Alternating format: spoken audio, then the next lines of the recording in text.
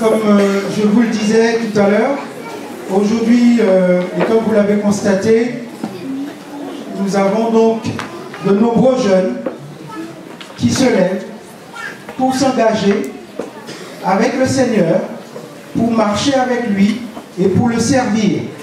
Et pour organiser donc cette cérémonie, nous avons le plaisir d'être accompagnés par 5 chefs guides que je vais rapidement vous présenter. Alors, nous avons la sœur Gina, l'année dernière, qui a présidé donc, la cérémonie d'investiture pour nous. Vous vous rappelez d'elle? Voilà. Elle vient de l'église donc de Débris, en région parisienne. Ensuite, nous avons la sœur Gabi Colin. Alors, ils sont tous chefs guides. Hein. Voilà. Elle nous vient de l'église de Pierrefitte. Et ensuite, nous avons un couple, la sœur Danielle Bougrainville, qui est aussi chef guide. Voilà. Et son mari, frère Roland Bougrainville, voilà, qui est le responsable des chefs guides au niveau fédéral. Voilà. Et donc, nous avons avec nous aussi la sœur Danielle Ladour, voilà, qui est membre de l'église de Paris-Est, Bagnolet, et qui est responsable aujourd'hui de la cérémonie d'engagement et qui va nous porter le message de ce matin. Donc, écoutons-la attentivement et que le Seigneur nous bénisse. Bonjour à tous.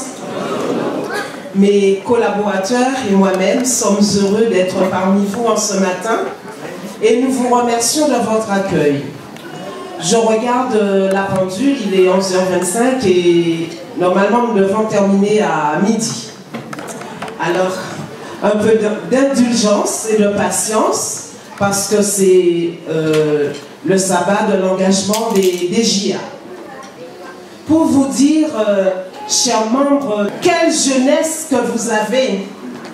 Quelqu'un a dit, la jeunesse est un trésor. Un trésor, c'est quelque chose de précieux.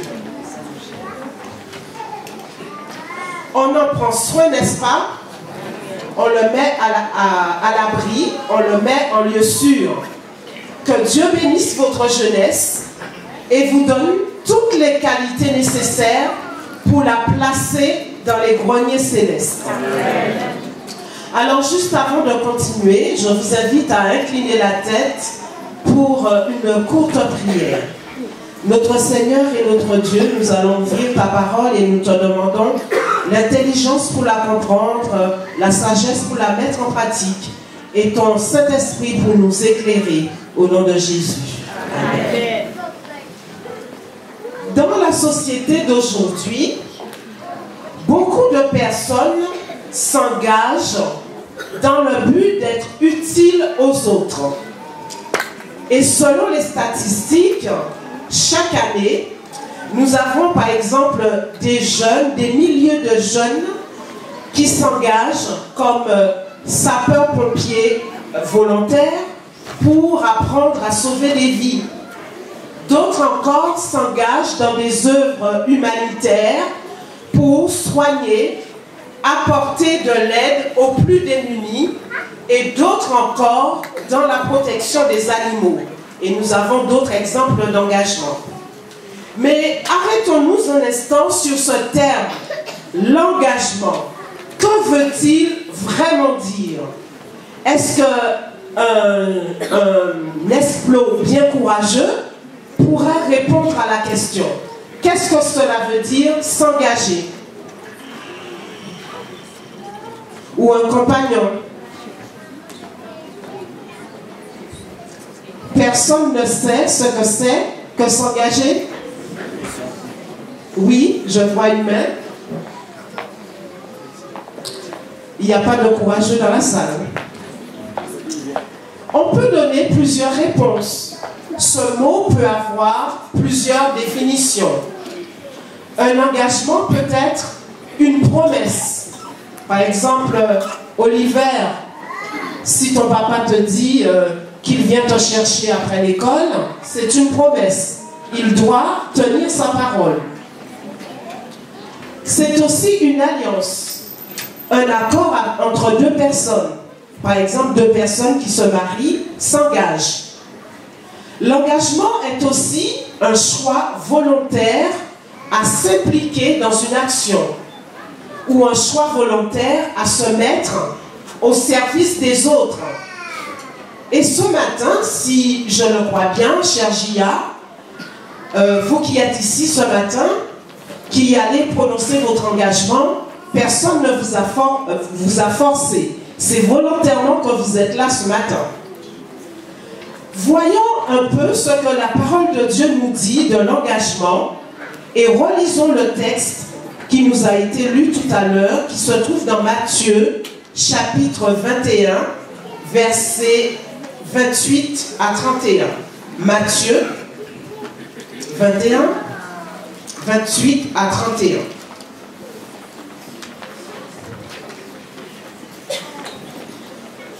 Que vous ensemble, un homme avait deux fils, et s'adressant au premier, il dit, « Mon enfant, va travailler aujourd'hui dans ma vigne. » Il répondit, « Je ne veux pas. » Ensuite, il se repentit et il alla. S'adressant à l'autre, il dit la même chose et il répondit,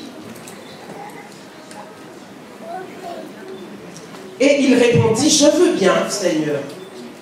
Et il n'y alla pas. Voilà. Cette histoire est claire et simple. Elle traite d'un père qui possède une vigne. Et une vigne, vous savez ce que c'est, cher Gia? C'est un champ planté de raisins. Le père demande successivement à ses deux fils d'aller travailler dans sa vigne. Que va répondre le premier? Cher Gia, que répond le premier? Vous n'avez pas de Bible, vous ne suivez pas. Oui? Je t'écoute. Le premier répond, je veux bien, papa. Papa, merci, vous suivez. Je ne veux pas. Je n'ai pas envie. Ce n'est pas la peine de compter sur moi. Je ne veux pas. Quelle audace de la part de ce jeune. Mais au moins, il est direct, il est franc envers son père, qui lui demande avec douceur, avec amour, d'aller lui rendre un service, juste pour un moment, aujourd'hui. Mais après réflexion, il se ravise, il change d'avis, il va travailler dans la vigne de son père.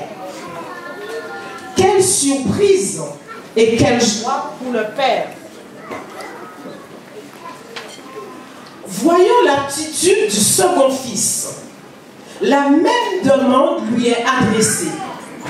Mon enfant, va travailler dans ma vigne. Que va-t-il répondre? Oui, oui papa, t'inquiète. Tu peux compter sur moi. J'irai. Quel soulagement pour le père. Il est content. Au moins un fils répond. Mais finalement, ce fils n'a jamais mis les pieds dans la vigne de son père. Il a dit oui. Il a dit je veux bien, mais n'a pas été travailler comme son père lui a demandé.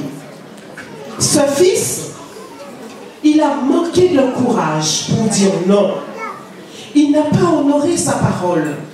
Il n'a pas été sincère, d'abord envers lui-même et envers son père.